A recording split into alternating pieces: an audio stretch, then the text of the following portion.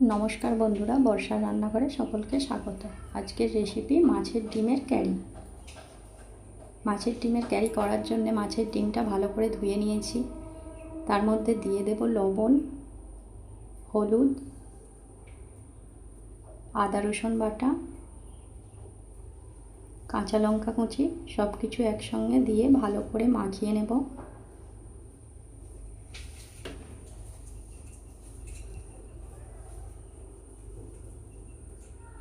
গ্যাসে কড়াই বসিয়ে দেব, দিয়ে দেব সর্ষের তেল। তেল গরম হলে দিয়ে দেব মাছের ডিম।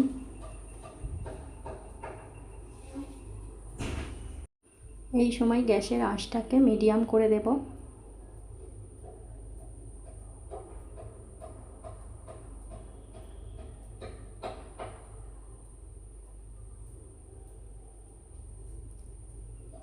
একদিক ভাজা হয়ে গেলে অন্যদিকে উল্টিয়ে দেব।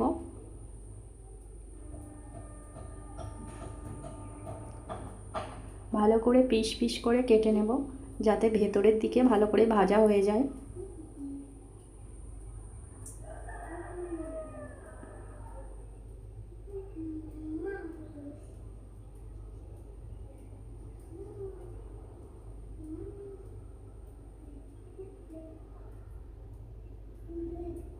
এদিক ওদিক করে উল্টিয়ে ভালো করে ভেজে নেব।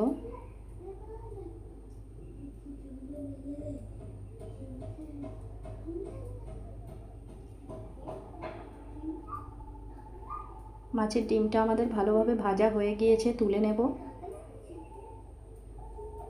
দিয়ে দেব সর্ষের তেল। তেল গরম হলে কেটে রাখা আলুগুলো দিয়ে দেব।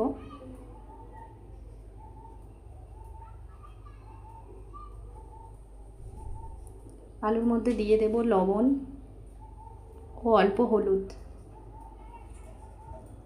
সব কিছু দিয়ে ভালো করে ভেজে নেব।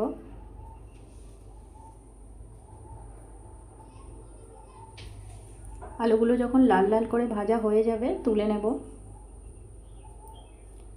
ওই তেলেই দিয়ে দেব আর একটু তেল, দিয়ে দেব শুকনো লঙ্কা ও কুচিয়ে রাখা পেঁয়াজ।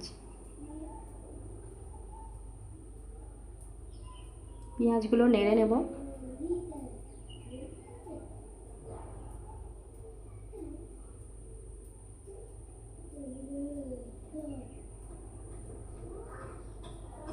পেঁয়াজগুলো আমাদের লাল লাল করে ভাজা হয়ে গিয়েছে।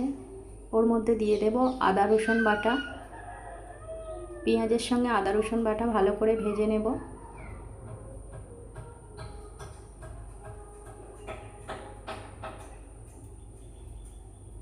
আদা রসুনের কাঁচা গন্ধ চলে গেলে দিয়ে দেব কেটে রাখা টমেটো।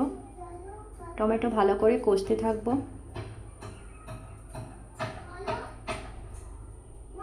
টমেটো যাতে তাড়াতাড়ি গলে যায় দিয়ে দেব লবণ। লবণ দিয়ে কষিয়ে নেব।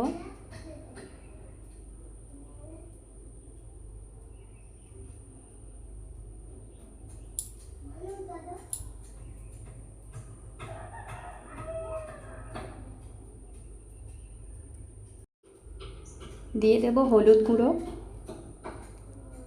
লাল লঙ্কার গুঁড়ো, জিরে গুঁড়ো, ধনিয়া গুঁড়ো।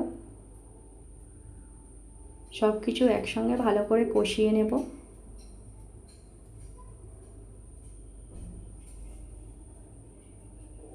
দিয়ে দেব অল্প একটু জল। জল দিয়ে আবারও কষাতে থাকবো।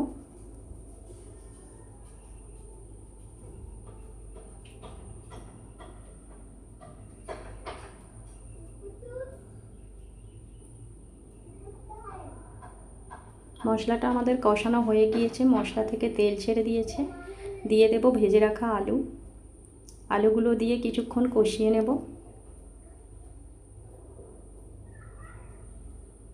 দিয়ে দেব পরিমাণ মতো জল। জল দিয়ে কিছুক্ষণ ফুটতে দেব।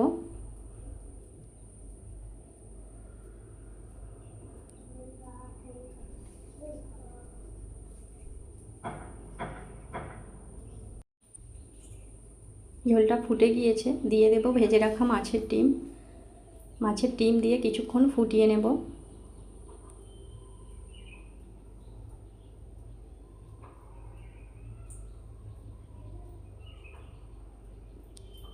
সব কিছু ভালোভাবে সেদ্ধ হয়ে গিয়েছে, দিয়ে দেব অল্প গরম মশলা গুঁড়ো,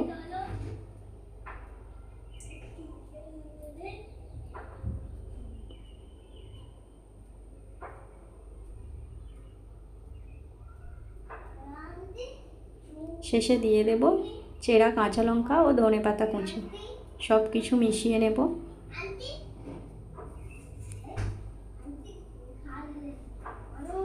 রেসিপিটা আমাদের তৈরি হয়ে গিয়েছে। রেসিপিটা যদি ভালো লেগে থাকে লাইক, কমেন্ট, শেয়ার করবেন ও সাবস্ক্রাইব করে পাশে থাকবেন। সকলকে ধন্যবাদ।